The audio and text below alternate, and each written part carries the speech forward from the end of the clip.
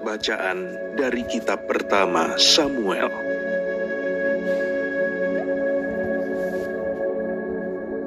Setahun sesudah mempersembahkan kurban di Silo, mengandunglah Hana dan melahirkan seorang anak laki-laki.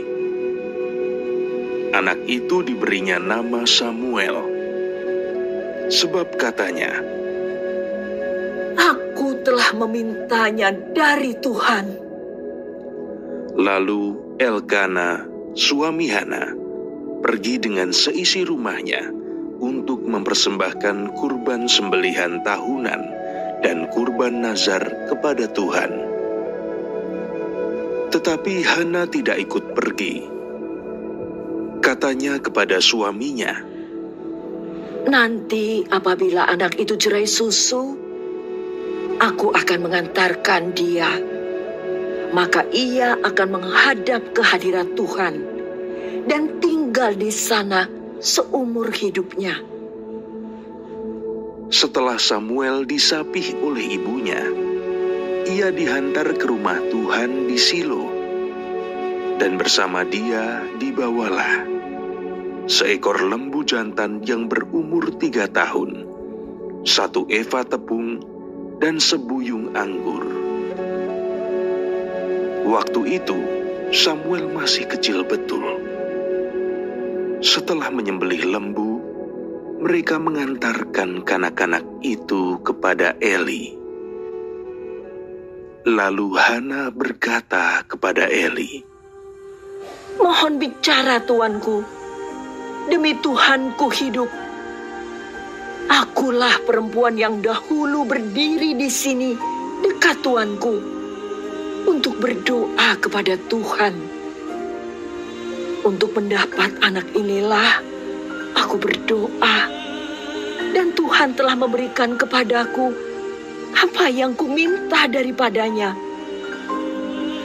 Maka aku pun menyerahkannya kepada Tuhan seumur hidupnya. Terserahlah anak ini kepada Tuhan." Lalu sujudlah mereka semua menyembah Tuhan. Demikianlah sabda Tuhan.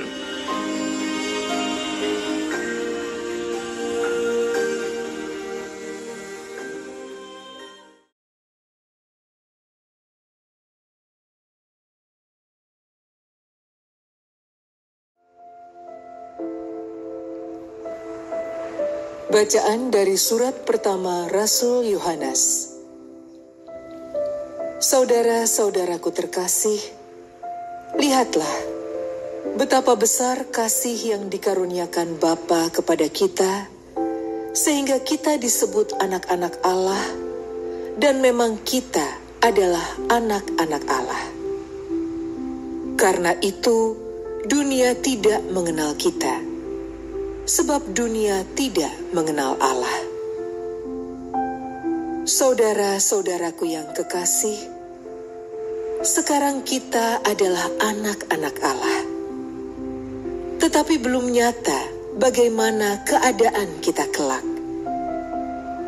Akan tetapi kita tahu bahwa apabila Kristus menyatakan dirinya, kita akan menjadi sama seperti Dia.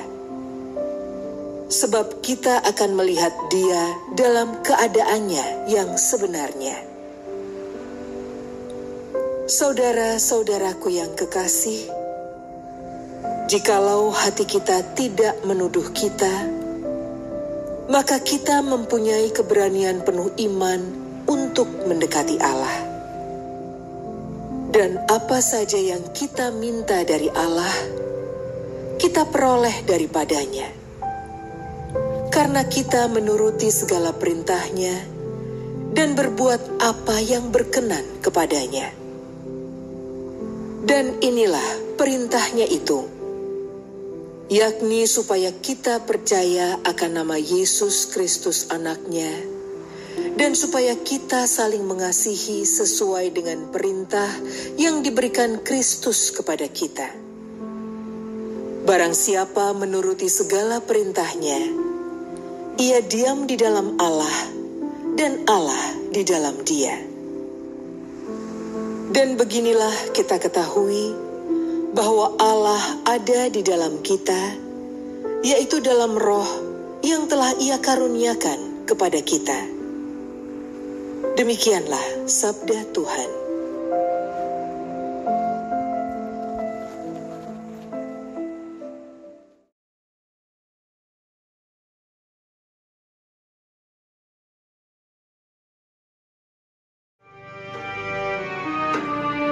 Inilah Injil suci menurut Lukas. Tiap-tiap tahun, pada hari raya Paskah, orang tua Yesus pergi ke Yerusalem. Ketika Yesus telah berumur 12 tahun, pergilah mereka ke Yerusalem seperti lazimnya pada hari raya itu. Selesai hari-hari perayaan itu, ketika mereka berjalan pulang, tinggallah Yesus di Yerusalem tanpa diketahui orang tuanya. Karena mereka menyangka bahwa Yesus ada di antara orang-orang seperjalanan mereka, berjalanlah mereka sehari seperjalanan jauhnya, lalu baru mencari Dia di antara kaum keluarga dan kenalan.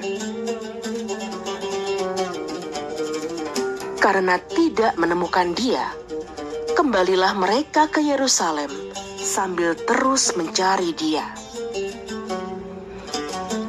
Sesudah 3 hari, mereka menemukan Yesus dalam bait Allah. Ia sedang duduk di tengah-tengah alim ulama sambil mendengarkan mereka dan mengajukan pertanyaan-pertanyaan kepada mereka. Semua orang yang mendengar Dia sangat heran akan kecerdasan dan segala jawab yang diberikannya. Ketika Maria dan Yusuf melihat Dia, tercenganglah mereka. Lalu kata ibunya kepadanya, "Nak, mengapa engkau berbuat demikian terhadap kami?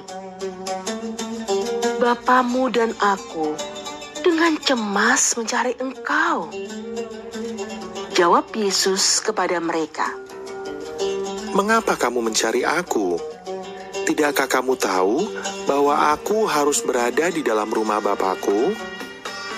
Tetapi mereka tidak mengerti apa yang dikatakan Yesus kepada mereka. Lalu Yesus pulang bersama-sama mereka ke Nazaret, dan Ia tetap hidup dalam asuhan mereka. Dan Maria menyimpan semua perkara itu di dalam hatinya. Yesus makin bertambah besar dan bertambah pula hikmatnya. Ia makin besar dan makin dikasihi oleh Allah dan manusia.